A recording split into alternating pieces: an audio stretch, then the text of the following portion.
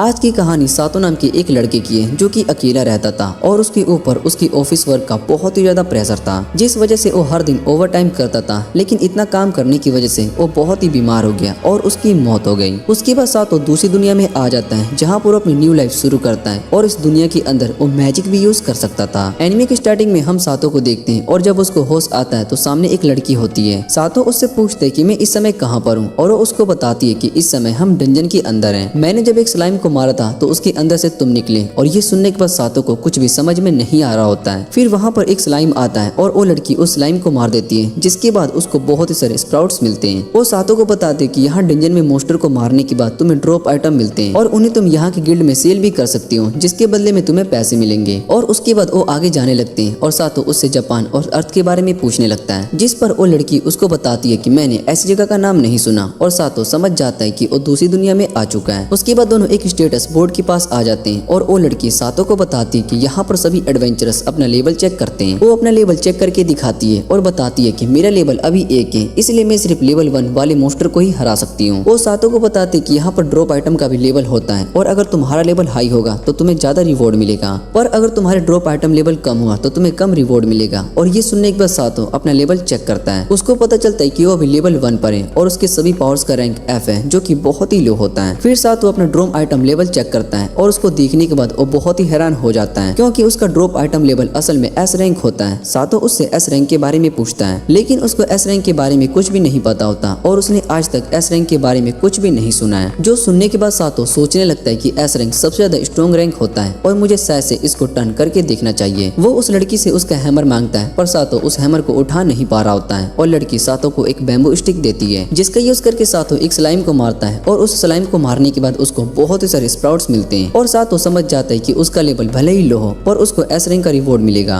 और उसके बाद सातो को भूख लगने लगती है और वो लड़की उन स्प्राउट्स का यूज करके सूप बनाती है। जैसे ही सातो उसे खाने को ट्राई करता है तो उसको बहुत ही ज्यादा अच्छा लगता है और उसके बाद वो सूप को पीता है तो सातो रोने लगता है और ये देखकर वो लड़की परेशान हो जाती है और उससे पूछती है कि क्या सूप अच्छा नहीं बना। इधर सातो को अपना पास्ट याद आता है। उसने अपनी लाइफ में पहली बार इतना अच्छा खाना खाया था। उससे पहले वो सिर्फ स्टोर से खरीदे हुए स्नैक्स ही खाकर ऑफिस जाता था। फिर वो लड़की सातो को कंफर्ट करने लगती है और ये देखने के बाद सातो बहुत ही खुश हो जाता है। सातो उससे पूछते है कि यहाँ पर रहने के लिए कोई जगह है और वो उसको बताती है कि टाउन में तुम्हें रेंट पर रहने के लिए घर मिल जाएंगे, इसलिए तुम्हें टाउन में जाना चाहिए। और सातो उससे पूछते है कि तुम कहाँ पर रहती हो और वो बताती है कि मेरा लेवल बहुत ही ज्यादा लो है, इसलिए मैं डंजन के अंदर ही रहती हूँ, पर मेरा ड्रीम है कि मैं अपना खुद का एक घर बाय करूंगी जहाँ पर मैं आराम से रह सकूँ। वो सातो को बैम्बू स्टिक देती है और उससे कहती है कि तुम इसको अपने साथ ले जाओ। और सातो उससे उसका नाम पूछता है, जिस पर वो अपना नाम एमिली बताती है और सातो उसको अपना नाम बताता है। उसके बाद सातो टाउन में आ जाता है जहाँ उसको यहाँ के बारे में सारी इन्फॉर्मेशन पता चलती है कि यहाँ पर आखिर कितने पैसों में क्या मिल सकता है। फिर सातो डंजन में जाता है और बहुत ही सारे स्लाइम को खत्म कर देता है और उनसे मिले हुए स्प्राउट्स को बेचने के बाद वो एक घर बाय करता है। सातो उस घर की एमिली को देता है और उससे कहता है कि अब से ये घर तुम्हारा है और तुम यहाँ पर हमेशा के लिए रह सकती हो। जो सुनने के बाद एमिली बहुत ही हैरान हो जाती है और वो सातो से घर नहीं लेना चाहती थी, जिस पर सातो उससे कहता है कि तुमने मेरी मदद की है और मुझे बहुत ही अच्छा खाना भी खिलाया है, इसलिए मैं तुम्हारी मदद कर रहा हूँ। और एमिली देखती है कि सातो के हाथों में चोट लगी हुई है और वो बहुत ही ज्यादा थका हुआ है, जिस पर सातो उसे बताता है कि मैंने 3 दिनों तक डंजन में स्लाइम से फाइट की है, जिस वजह से मेरी ये हालत हो गई है। एमिली को ये सुनकर बहुत ही बुरा लगता है और वो सातो से कहती है कि मैं तुम्हारे लिए अच्छा सा खाना बनाने के लिए जा रही हूँ। जो सुन सातो बहुत ही खुश हो जाता है और अगले दिन सातो जब गिल्ड में जाता है तो वहाँ पर एक लड़की जिसका नाम एर्जा होता है वो वहाँ पर वर्कर होती है और वो बताती है कि 2nd फ्लोर के मोस्टर को खत्म करने के बाद तुम्हें कैरेट मिलेगा और उसका प्राइस स्प्राउट से बहुत ज्यादा हाई होता है। फिर वो सातो को एक न्यू डंजन के बारे में बताती है जो कि टाउन से बाहर है, लेकिन उस डंजन में कोई भी ड्रॉप आइटम नहीं मिलते हैं, इसलिए एडवेंचरर वहाँ पर नहीं जाते हैं। और ये सुनने के बाद सातो सोचता है कि मेरा ड्रॉप लेवल ऐसा है तो शायद से मुझे वहाँ पर कुछ तो मिल ही सकता है, इसलिए मुझे वहाँ पर जाकर देखना चाहिए। और इधर एर्जा सातो को कैफे चलने के लिए पूछती है, लेकिन सातो उसको इग्नोर करके वहाँ से चला जाता है। सातो घर पर आता है जहाँ पर एमिली उसको वेलकम करती है और उसको खाना देती है और सातो ये सब देखकर बहुत ही खुश था। फिर वो एमिली से उस डंजन के बारे में पूछता है जो कि टाउन के बाहर है और एमिली उसको बताती है कि उस डंजन में कोई भी ड्रॉप आइटम नहीं मिलते हैं, इसलिए वहाँ पर जाना यूजलेस है। और वो अगले दिन सातो उस डंजन में जाता है जहाँ पर एक स्केलेटन उस पर अटैक कर देता है, पर सातो उसके अटैक से बच जाता है और उसको हरा देता है, जिसके बाद सातो को एक शील्ड मिलता है और जैसे ही वो शील्ड को उठाता है तो वो शील्ड गायब हो जाती है। फिर सातो का HP लेवल इंक्रीज हो गया होता है और जब अपना स्टेटस एमिली को दिखाता है तो वो बहुत ही हैरान हो जाती है। उसके बाद एमिली भी एक स्केलेटन को मारती है, लेकिन उसको कुछ भी नहीं मिलता और जब सातो उसको अपना सीट देने की कोशिश करता है तो एमिली उस सीट को टच नहीं कर पा रही होती है, जिससे कि वो दोनों समझ जाते हैं कि ड्रॉप आइटम सिर्फ वही पर्सन ले सकता है जिसने की मोस्टर को हराया है। कुछ दिनों के बाद सातो का एचपी मैक्स हो चुका होता है और वो इस बात से बहुत ही खुश था। सातो एमिली से कहता है कि अब उसको डंजन के सेकंड फ्लोर पर जाना चाहिए और एमिली सातो से कहती है कि तुम्हें ज्यादा काम करने की जरूरत नहीं है, ऐसे तुम्हारी हेल्थ पर बहुत ही बुरा असर पड़ेगा, इसलिए तुम खुद को ज्यादा फोर्स मत करो और तुम्हें टाइम से घर आकर रेस्ट करना चाहिए। उसकी ये सब बातें सुनने के बाद सातो को याद आता है कि उसकी असली दुनिया में उसकी केयर करने वाली कोई भी नहीं था, इसलिए अपने ऑफिस वर्क में बिजी रहता था। पर यहाँ इस दुनिया में कोई है जो कि उसकी केयर करता है और सातो एमिली से कहता है कि तुम्हें परेशान होने की जरूरत नहीं है, मैं टाइम से घर आ जाऊंगा। और अगले दिन सातो सेकंड फ्लोर के स्लाइम को मारता है और उसके बाद उसको एक बहुत ही बड़ा कैरेट मिलता है। फिर वहाँ पर एक पार्टी आती है और वो सातो का लेबल चेक करती है और उन्हें पता चलता है कि सातो का लेबल 1 है और ये देखकर वो सभी सातो का मजाक उड़ा रहे होते हैं और वहाँ से भाग जाते हैं। उसके बाद वहाँ सातो के पास एक बनी गर्ल आती है और सातो उससे पूछते हैं कि क्या ये तुम्हारी बनी ईयर्स असली है, लेकिन वो सातो को इग्नोर कर देती है और उससे कहती है कि मुझे लो रैंक वाले लोग पसंद नहीं है। फिर वो सातो के सर पर मारती है लेकिन सातो को कुछ भी नहीं होता और ये देखने के बाद वो बनी गर्ल वहाँ से चली जाती है। उसके बाद सातो घर जाता है और अपने साथ कुछ कैरेट भी लेकर आया होता है और एमिली से कहता है कि आज हम डिनर में कैरेट खाएंगे।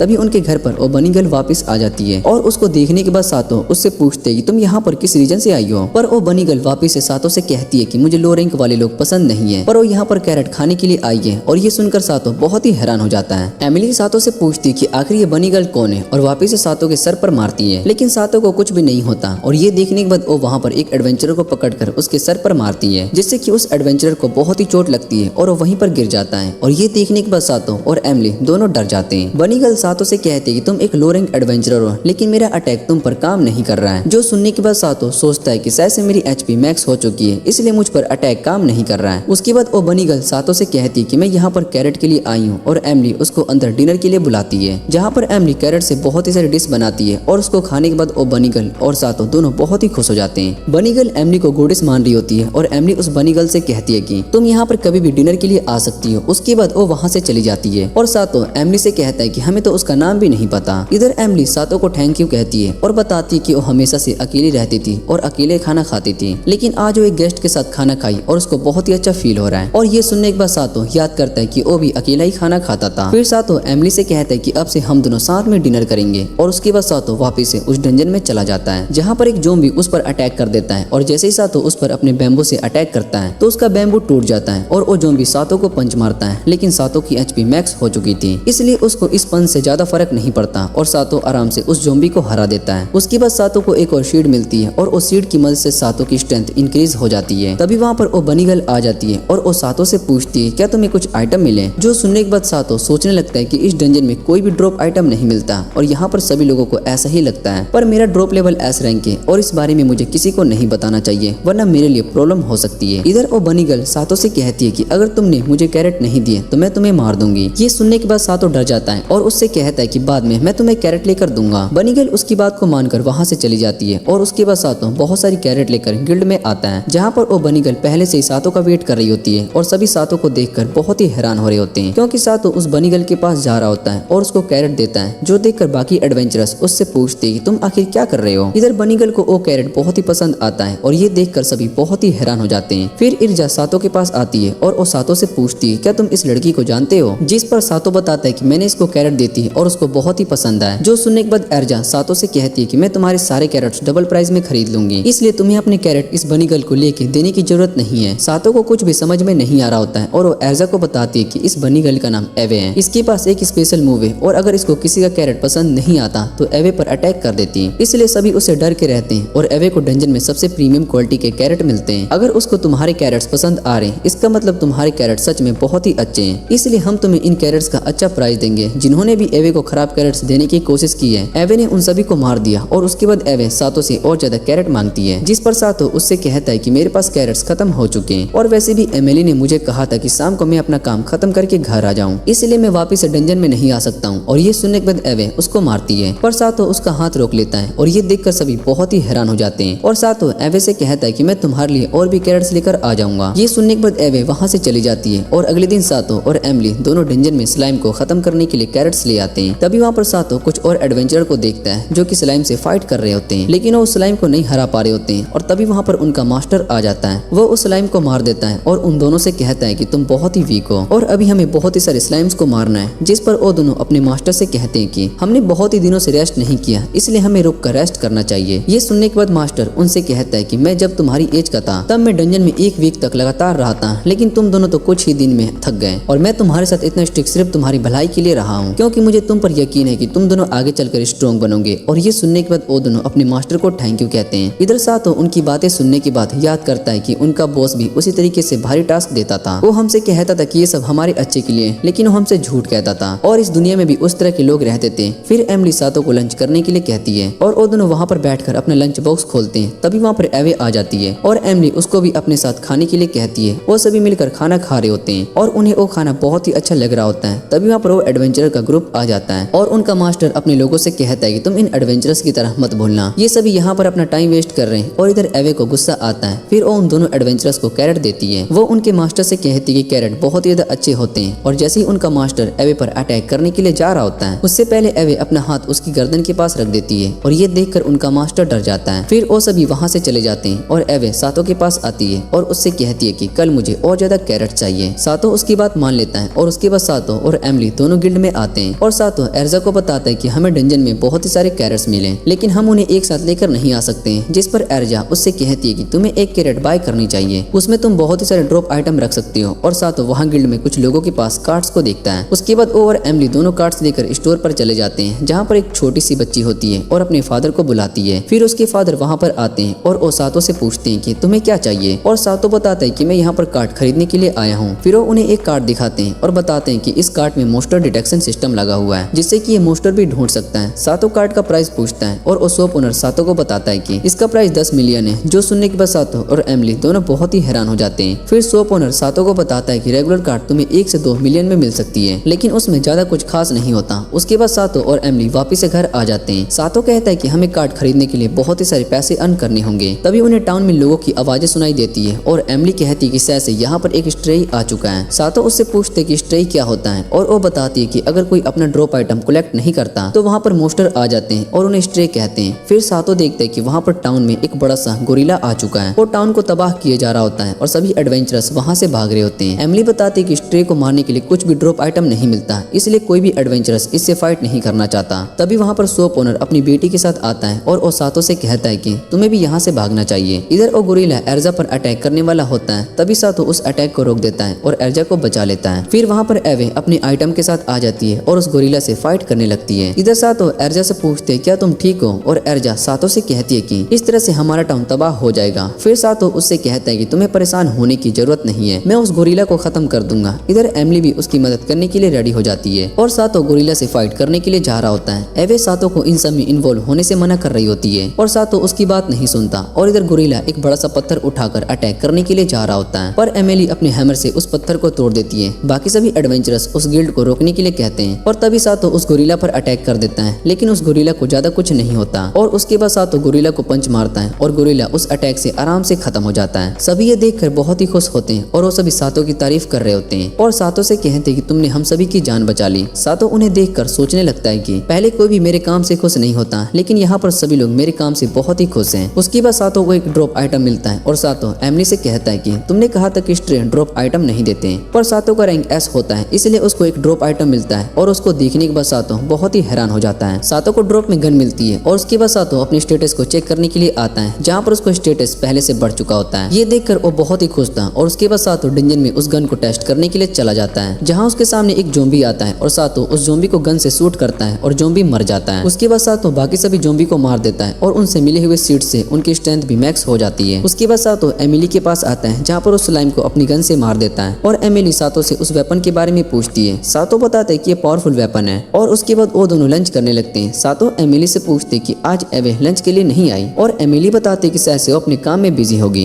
इसलिए मैंने उसके लिए कुछ कैरेट सेव करके रखे। और लंच करने के बाद वो दोनों अगले फ्लोर पर आ जाते हैं। सातो एमिली से पूछते क्या तुम पहले भी इस फ्लोर पर आ चुकी हो, और एमिली बताती कि मैंने यहाँ के मोस्टर के बारे में सुना है, वो असल में कॉकरोचेस होते हैं। और उसके बाद उनके सामने एक कॉकरोच आता है और उसको देखने के बाद सातो सोचने लगता है इस फ्लोर पर लड़कियां नहीं आती होंगी, क्योंकि उन्हें कॉकरोचेस से बहुत ही ज्यादा नफरत होती है। और इधर एमिली गुस्से में उस कॉकरोच को मार देती है। उसको गुस्से में देखकर सातो भी बहुत ही डर जाता है और उस कॉकरोच के मरने के बाद एमिली को एक पंपकिन मिलता है। फिर वो दोनों आगे जाने लगते हैं और आगे उन्हें बहुत सारे कॉकरोच मिलते हैं और उन्हें देखने के बाद एमिली वापस से गुस्सा हो जाती है। वो उन सभी कॉकरोचेस को मारना शुरू कर देती है और सातो भी अपनी गन का यूज करके उन सभी को खत्म कर देता है। जिसके बाद वहाँ पर बहुत ही सारे पंपकिन आ जाते हैं और वो दोनों वहाँ डंजन से बाहर जा रहे होते हैं। तभी वहाँ पर एवे आती है और वो उनसे कैरेट्स मांगने लगती है। फिर एमिली उसको कैरेट्स दे देती है। फिर एमिली और सातो दोनों गिल्ड में जाकर उन पंपकिन को बेच देते हैं और उसके बाद वो बचे हुए पंपकिन को लेने जाते हैं और वो पंपकिन खराब हो चुके होते हैं और सातो कहता है कि शायद से इन्हें किसी जानवर ने खा लिया होगा। लेकिन एमिली बहुत ही ज्यादा गुस्सा हो जाती है और उन पंपकिन पर अटैक करना शुरू कर देती है। सातो देखता है कि उस पंपकिन के अंदर से बहुत ही सारे कॉकरोच बाहर आ रहे होते हैं और वो भी उन्हें खत्म करना शुरू कर देता है पर उसके सारे बुलेट्स खत्म हो जाते हैं। और इधर एमिली और ज्यादा गुस्सा हो चुकी होती है, जो देखकर सातो और ज्यादा डर जाता है और उन सभी कॉकरोचेस को वो अपने हाथों से मारने लगता है। कुछ टाइम के बाद वो उन सभी कॉकरोच को मार देता है और एमिली उससे माफी मांग रही होती है। वो सातो को बताती है कि मैं जब भी इन्हें देखती हूँ तो मुझे पता नहीं क्या होता है और सातो उससे कहता है कि इसमें तुम्हारी कोई गलती नहीं है। उसके बाद सातो देखते है कि वहाँ पर बहुत ही सारे बुलेट्स आ जाते हैं और फिर सातो इजरा के पास आ जाता है और उसको सब कुछ बता देता है। इजरा सातो से कहती है कि अगर तुम अपने आइटम को छोड़ दोगे तो स्ट्रेरी में बदल जाएंगे और सातो कहता है कि मुझे ये बात एमिली ने बताई थी। फिर वो सोचने लगती है कि मैं उन स्ट्रे को बुलाकर उनसे कुछ अलग रिवॉर्ड ले सकता हूँ। और इधर एर्जा सातो को डिनर के लिए पूछती है लेकिन सातो उसको मना करके वहाँ से चला जाता है और सातो एक कैरेट को रखकर स्ट्रे का वेट कर रहा होता है। तभी वहाँ पर एवे आ जाती है और उस कैरेट को खा लेती है। सातो एवे से कहता है कि मैंने इस कैरेट को खाने के लिए नहीं कहा था, जिस पर एवे उसको बताती है कि कैरेट्स खाने के लिए ही होते हैं। उसके बाद वो वहाँ से चली जाती है। सातो दूसरा कैरेट वहाँ पर रखता है और वो कैरेट वापस से स्लाइम में बदल जाता है, जो देखने के बाद सातो उसको मार देता है। फिर सातो को कुछ और बुलेट्स मिल जाते हैं और उसके बाद सातो उस डंजन में चला जाता है जहाँ पर सातो ज़ॉम्बी को मार देता है। लेकिन जैसे वो उन सीड्स को उठाने की कोशिश करता है तो वो गायब हो जाते हैं। फिर सातो निराश होकर वहाँ से जाने लगता है। तभी के स्केलेटन उस पर अटैक कर देता है और सातो उसको डंजन से बाहर फेंक देता है। डंजन के बाहर जाते ही वो स्केलेटन गायब हो जाता है और सातो इस बारे में इर्जा से पूछता है। फिर इर्जा उसको बताती है कि अगर कोई मोस्टर डंजन से बाहर जाने की कोशिश करता है तो वो गायब हो जाते हैं, यहाँ तक कि अगर वो किसी दूसरे फ्लोर पर जाने की कोशिश करेंगे तब भी वो खत्म हो जाएंगे। और ये सुनने के बाद सातो को एक आइडिया आता है। वो सीधा उस डंजन में आता है। जब मोस्टर उस पर अटैक करने के लिए आते हैं तो सातो उस मोस्टर को डंजन में फेंक देता है और वो गायब होने से पहले उसको मार देता है। जिसके बाद सातो को एक फ्रीजिंग बुलेट मिलता है और सातो उस बुलेट का यूज करके ट्री पर करता है, जिससे कि वो ट्री पूरी तरीके से फ्रीज हो जाता है। पर सातो और एमिली दोनों डंजन में आते हैं जहाँ पर सातो अपने फ्रीजिंग बुलेट का यूज करके स्लाइम को फ्रीज कर देता है। उसके बाद एमिली उस स्लाइम को खत्म कर देती है और उस सातो से इस बुलेट के बारे में पूछती है। सातो बताता है कि इस बुलेट का यूज करके हम किसी को भी फ्रीज कर सकते हैं, लेकिन मेरे पास ये बुलेट बहुत ही कम है, इसलिए मैं इसको सिर्फ इमरजेंसी सिचुएशन में ही यूज करने वाला हूँ। और उसके बाद वो दोनों वापिस से घर जा रहे होते हैं। तभी रास्ते में उन्हें एक मर्चेंट दिखाई देता है जो कि एक लड़की से बहस कर रहा होता है और सातो उनके पास आता है। वो उनसे पूछते हैं कि आखिर यहाँ पर क्या हुआ और वो मर्चेंट सातो से कहता है कि मेरा कार्गो नीचे गिर चुका है और अगर तुम उसको वापस लाने में मदद करोगे तो मैं तुम्हें बहुत ही सारे पैसे दूंगा। और सातो उस कार्गो को देखने के बाद कहता है कि अगर मेरे पास रस्सी होती तो मैं उसका यूज करके उस कार्गो को ऊपर ले आता। और वो लड़की सातो को ऐसा करने से मना कर रही होती है। वो सातो से कहती कि वो कार्गो अब स्ट्री में बदलने वाला है, इसलिए वहाँ पर जाना ठीक नहीं है। इतना कहने के बाद उस कार्गो को अपनी फायर मैजिक से खत्म करने के लिए जा रही होती है, पर मर्चेंट उसको ऐसा करने से रोक लेता है। वो बताता है कि उस कार्गो के अंदर बहुत ही सारे रेयर गुड्स हैं और उन्हें पाने के लिए मैंने बहुत ही सारे एडवेंचरर्स को हायर किया था। वो लड़की मर्चेंट से कहती कि मुझे इन सब से कोई फर्क नहीं पड़ता और मैं यहाँ पर अपना काम करने के लिए आई हूँ। लेकिन वो मर्चेंट उसकी बात को नहीं सुनता और उस पर अटैक कर देता है, जिससे कि वो बच जाती है। लेकिन उसका अटैक बहुत ही स्ट्रॉन्ग होता है, जिससे कि पीछे की दीवार टूट जाती है। और ये देखकर वो तीनों बहुत ही हैरान हो जाते हैं। और इधर एक गोश्त उस मर्चेंट को पोजेस कर लेता है। वो लड़की बताती कि ये गोश्त असल में एक फेमिनी है और इनके पास खुद की फिजिकल बॉडी नहीं होती और ये ह्यूमन को पोजेस करके उनका यूज करती है। जो सुनने के बाद सातो अपनी गन निकालकर उस फेमिनी को खत्म कर देता है और नीचे कार्गो के अंदर से बहुत सारे फैमिली बाहर आ जाते हैं। उन्हें देखने के बाद वो लड़की सातो से कहती है कि मुझे इन सभी को अलग अलग डायरेक्शन में जाने से रोकना होगा, इसलिए मैं नीचे जाऊंगी और सभी फैमिली मुझे पोजेस कर लेंगे और इतने टाइम में तुम दोनों टाउन में चले जाना और वहाँ की आर्मी को इस बारे में इन्फॉर्म कर देना। सातो उसको ऐसा करने से मना कर रहा होता है और वो लड़की बताती कि मुझे इन्हें रोकने के लिए यहाँ पर भेजा गया है, इसलिए मुझे अपना काम पूरा करना होगा। और उसकी बातें सुनने के बाद सातो को याद आता है कि उसके ऑफिस में उसका एक जूनियर था जो कि काफी दिनों से काम कर रहा था और उसका काम गलत होने की वजह से उसको ओवर टाइम करना पड़ रहा था।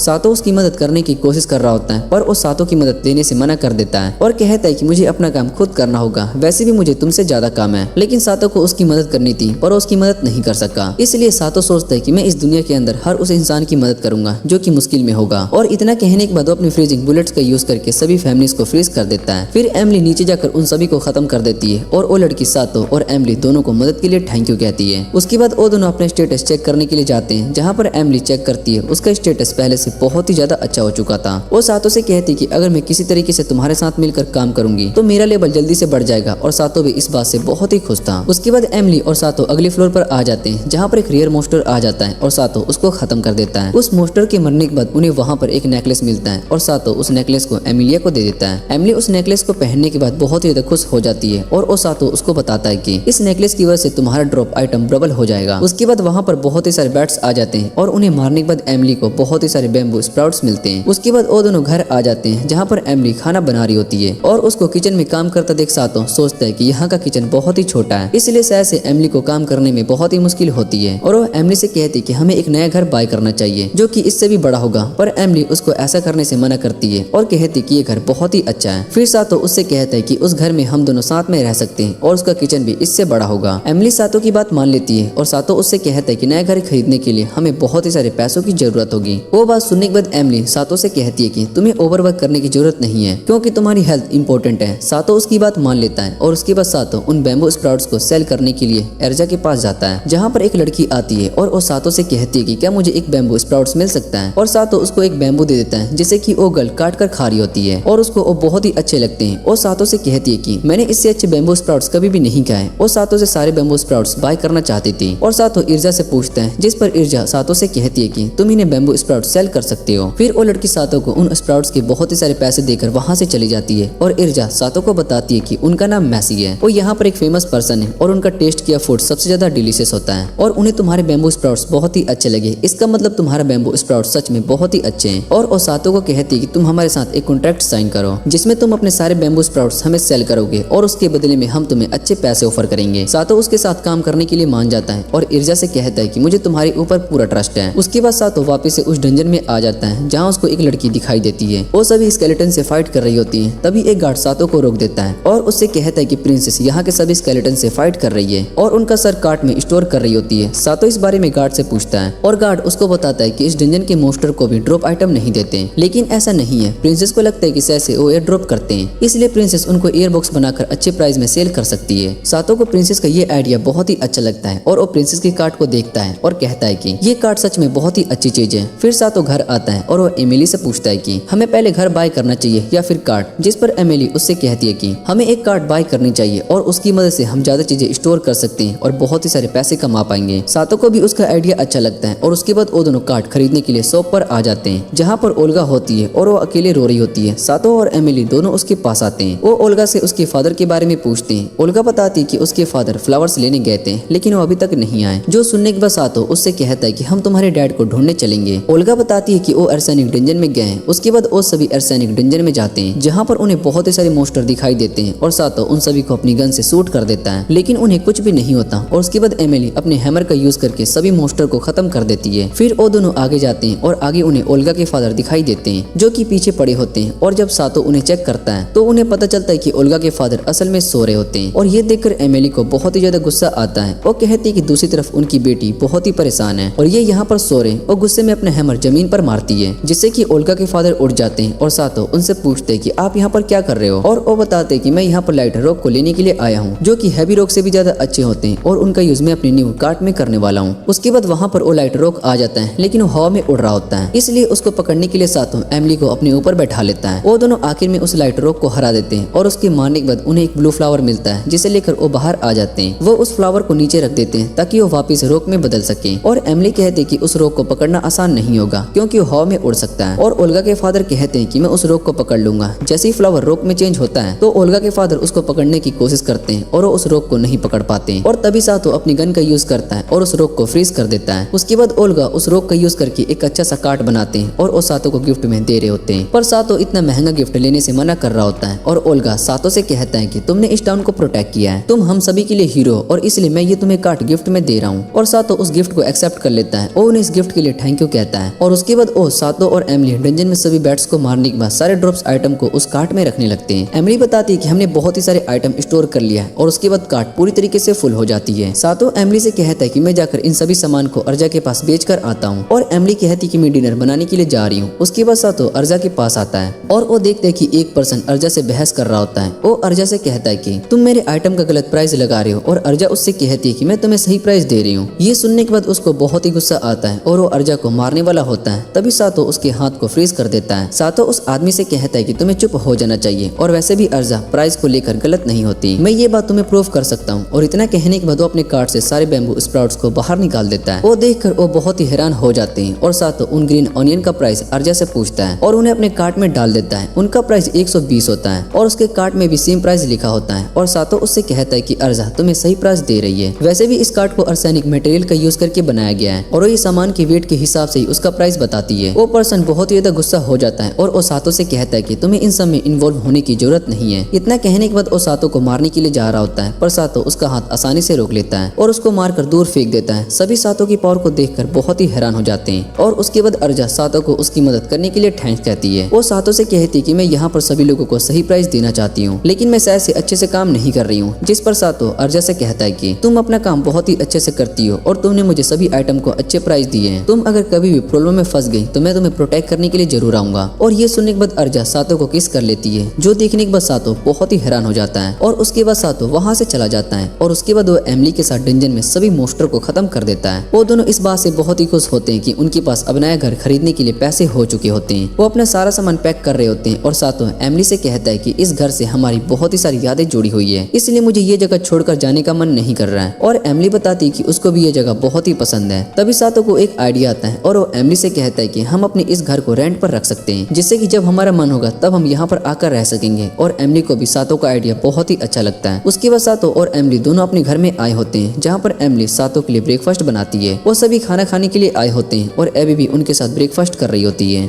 उसके बाद हम एमिली को देखते हैं जो कि खाना बना रही होती है और वो बहुत ही खुश होती है। दूसरी तरफ सातो डंजन के अंदर मोस्टर से फाइट कर रहा होता है और तभी उसके बुलेट्स खत्म हो जाते हैं। सातो उस मोस्टर को अपने हाथों से ही हरा देता है, जिसके बाद उसको पता चलता है कि उसकी पावर्स अब एस रैंक की हो चुकी है। फिर सातो वापस से गिल्ड में आ जाता है, जहाँ पर उसके पास एक नेपच्यून नाम का एक लड़का आता है और वो सातो को आर्म रेसलिंग के लिए चैलेंज करता है, क्योंकि वो सातो की पावर को चेक करना चाहता था। और उसने सुना होता है कि सातो बहुत ही स्ट्रॉन्ग है और सातो उसके साथ आर्म रेसलिंग के लिए मान जाता है। फिर वो दोनों आर्म रेसलिंग करने लगते हैं और सातो को पता चलता है कि नेपच्यून भी बहुत ही स्ट्रॉन्ग है, लेकिन सातो उसको हरा देता है और सभी ये देखकर बहुत ही हैरान हो जाते हैं कि नेपच्यून सातो से हार गया। और फिर सातो को याद आता है कि नेपच्यून असल में वो टाउन का सबसे स्ट्रॉन्ग एडवेंचरर है। यहाँ तक कि उसके पार्टी के मेंबर्स भी बहुत ही ज्यादा स्ट्रॉन्ग है और नेपच्यून सातो से एक राउंड खेलने के लिए कहता है, पर सातो मना कर देता है। जो सुनने के बाद नेपच्यून सातो को पंच करने के लिए जा रहा होता है, लेकिन सातो उसके अटैक को देख लेता है। फिर सातो उसको पंच मारता है, जिससे कि नेपच्यून दूर जाकर गिरता है और सातो उससे पूछते हैं कि तुम आखिर क्या कह रहे हो। जिस पर नेपच्यून बताता है कि मैं तुम्हारी पावर को चेक कर रहा था और मुझे लगता है कि तुम हमारी पार्टी के लिए परफेक्ट हो। वो सातो को अपनी पार्टी में आने का ऑफर देता है, पर सातो उसको रिजेक्ट कर देता है। और घर आने के बाद सातो ये बात एमिली को बताता है, जो सुनने के बाद एमिली उससे कहती है कि तुमने नेपच्यून को ग्रुप से रिजेक्ट कर दिया। और सातो बताता है कि मुझे उनकी पार्टी में कोई भी इंटरेस्ट नहीं है, मैं सिर्फ तुम्हारे साथ रहना चाहता हूँ। और ये बात सुनकर एमिली भी बहुत ही खुश हो जाती है और उसके बाद वहाँ पर एवे भी डिनर के लिए आ जाती है। फिर एमिली सातो से कहती है कि तुम इस टाउन में एक हीरो और इसलिए नेपच्यून ने तुम्हें अपनी पार्टी में ज्वाइन करने के बारे में सोचा है। ये बात सुनकर सातो भी बहुत ही खुश हो जाता है और उसके बाद वो डंजन में आता है, जहाँ पर वो गार्ड सातो को प्रिंसेस का नया प्रोडक्ट दिखाता है। फिर प्रिंसेस एक मोस्टर को खत्म करती है और उसका ड्रॉप आइटम सीधा उस बॉक्स में चला जाता है और उस बॉक्स के ऊपर प्रिंसेस का फेस बन जाता है। गार्ड बताता है कि ये बॉक्स अपने आप सभी ड्रॉप आइटम को कलेक्ट कर लेता है और वो कुछ बॉक्स सातो को भी देता है ताकि वो इसके बारे में अपने दोस्तों को बता सके। और सातो को एक आइडिया आता है और वो उस बॉक्स को लेकर बाहर जाता है। वो इस बात से बहुत ही खुश होता है कि उसका ये आइडिया काम करने लगा है। उसने सारे सीड्स को उस बॉक्स में स्टोर कर लिए, जिसके बाद वो उन्हें बाहर रख देता है और जैसे ही वो सीड्स वापस से मोस्टर में चेंज होते हैं, सातो उन्हें मार देता है। उसके मरने के बाद सातो को बहुत ही सारे बुलेट्स मिलते हैं और जब एमिली उस डंजन से बाहर आती है तो सातो को बाहर देखती है। सातो यहाँ सभी मोस्टर को मार रहा होता है और उसको 2 न्यू बुलेट्स मिलती है और उनमें से एक फायर बुलेट होती है। दूसरी बुलेट को देखने के बाद सातो कहता है कि मुझे ऐसे बहुत ही सारे बुलेट कलेक्ट करने होंगे और सातो बहुत ही सारे बुलेट्स को कलेक्ट कर लेता है। तभी सातो को कुछ फील होता है और सातो इस बारे में एमिली से पूछता है, जिस पर वो सातो को बताती है कि मैजिक स्टॉर्म आने वाला है। फिर सातो एर्जा के पास आता है और उससे मैजिक स्टॉर्म के बारे में पूछता है। एर्जा उसको बताती है कि मैजिक स्टॉर्म असल में एक तरह का नेचुरल डिजास्टर है, जिसकी वजह से किसी भी मैजिशियन का मैजिक काम नहीं करता और यहाँ तक कि मोस्टर भी अपना मैजिक यूज नहीं कर सकता। सभी लोगों को इसके बारे में इन्फॉर्म कर दिया गया होता है और सभी एडवेंचरर्स आज ब्रेक पर हैं। और तभी वहाँ पर एक एडवेंचरर आता है, वो सभी से मदद मांगने लगता है और कहता है कि मेरी दोस्त रोजा सिलिकॉन डंजन में फंस चुकी है। और सातो एर्जा से सिलिकॉन डंजन के बारे में पूछता है। वो बताती है कि सिलिकॉन डंजन असल में मैजिक यूजर्स के लिए होता है और सातो उससे कहता है कि सभी मैजिक यूजर तो आज छुट्टी पर थे। फिर इधर रे बताता है कि वो और रोजा दोनों टाउन से बाहर गए थे, इसलिए उन्हें मैजिक स्टॉर्म के बारे में पता नहीं था।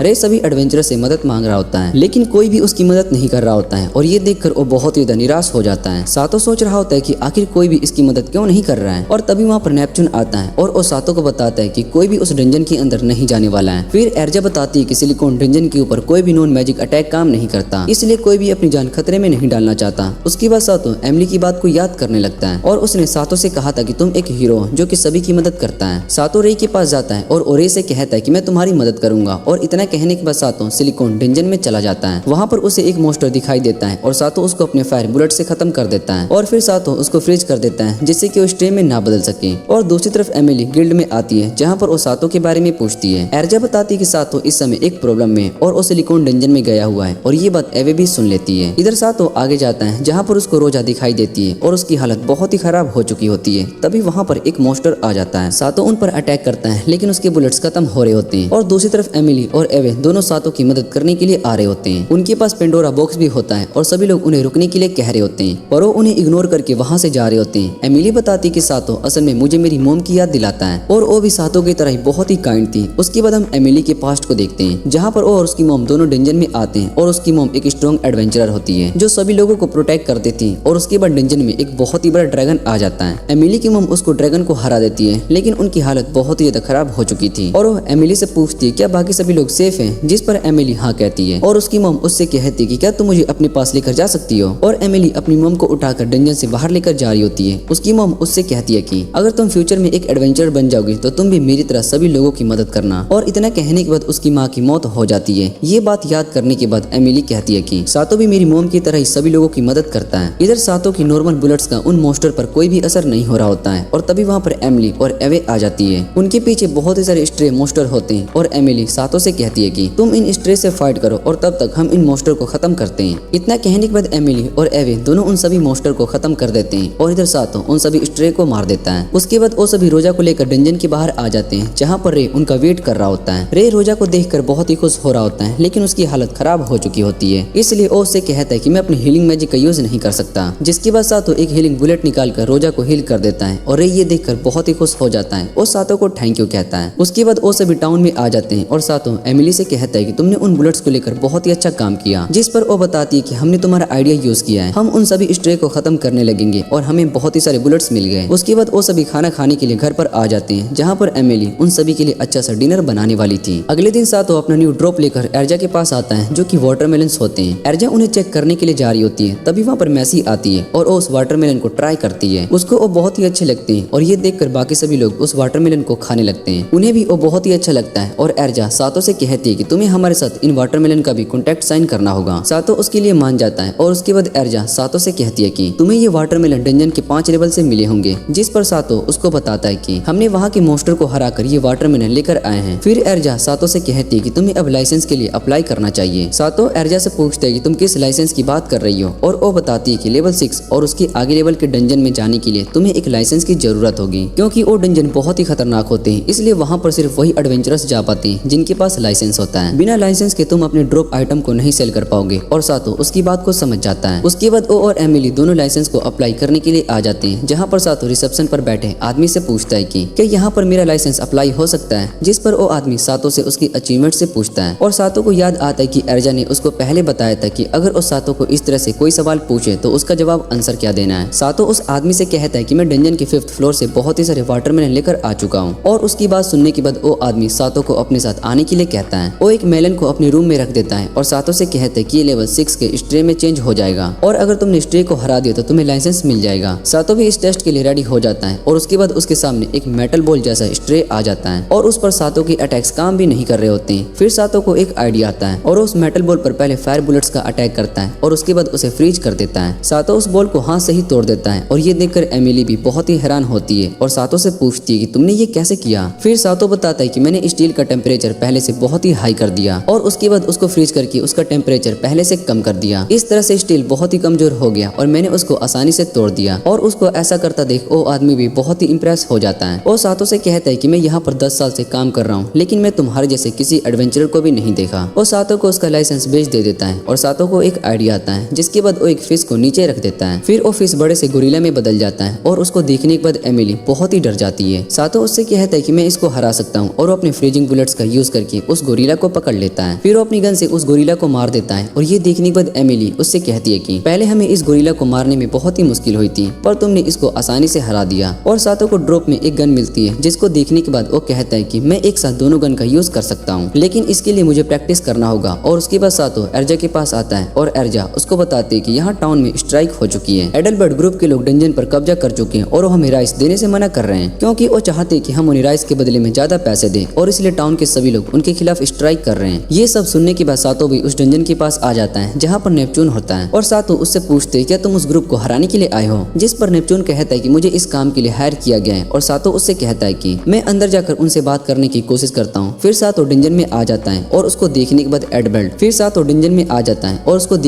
एडलबर्ट ग्रुप के सभी लोग वहाँ पर आ जाते हैं। वो सातो पर अटैक करने वाले होते हैं लेकिन सातो अपनी बुलेट का यूज करके उन सभी को सुला देता है। नेपच्यून ये सब देखने के बाद सातो से कहता है कि तुम तो पहले से बहुत ज्यादा स्ट्रॉन्ग हो चुके हो और सातो उसको बताता है कि मैंने इसके लिए बहुत ही प्रैक्टिस की है। उसके बाद हम देखते हैं कि सातो डंजन के अंदर अपनी दोनों गन का यूज करके मॉन्स्टर से फाइट कर रहा होता है। फिर सातो और नेपच्यून सभी लोगों को बाहर ले जाते हैं और वहाँ पर एक आदमी सातो को चुप रहने के लिए कह रहा होता है। फिर सातो और नेपच्यून सभी लोगों को बाहर ले जाते हैं और वहाँ पर एक आदमी सातो को चुप करके देख रहा होता है। उसके बाद वो सातो के पास आता है और उससे कहता है कि मुझे तुम्हारी मदद चाहिए। वो सातो को अपना नाम ग्रे बताता है और कहता है कि मैं इस टाउन का डंजन चीफ हूँ। और सातो उससे पूछता है कि आपको भला मेरी मदद कैसे चाहिए, जिस पर वो बताते हैं कि ईस्ट का एरिया में एक डंजन मिला है और हम चाहते हैं कि उस डंजन की ओनरशिप हमें मिले। उस डंजन में ड्रॉप आइटम मीट होता है, जिस टाउन के पास उस डंजन का ज्यादा ड्रॉप आइटम होगा वो उस डंजन का ओनर बन जाएगा। सातो ग्रे से कहता है कि भला आपको उस डंजन की ओनरशिप क्यों चाहिए, और वो सातो से कहते हैं कि हमारे लिए बहुत ही इंपॉर्टेंट है क्योंकि मीट और वेजिटेबल पर बहुत ही सारा टैक्स लगते हैं और वैसे भी अगर वो डंजन हमारे पास आ जाएगा तो हमारे टाउन की इकोनॉमी भी बढ़ जाएगी। वो सातो से कहते हैं कि तुम्हें ये काम फ्री में नहीं करना होगा, हम इसके बदले में तुम्हें रिवॉर्ड भी देंगे और तुम उस डंजन के ड्रॉप आइटम को भी रख सकते हो। सातो इस काम को एक्सेप्ट कर लेता है और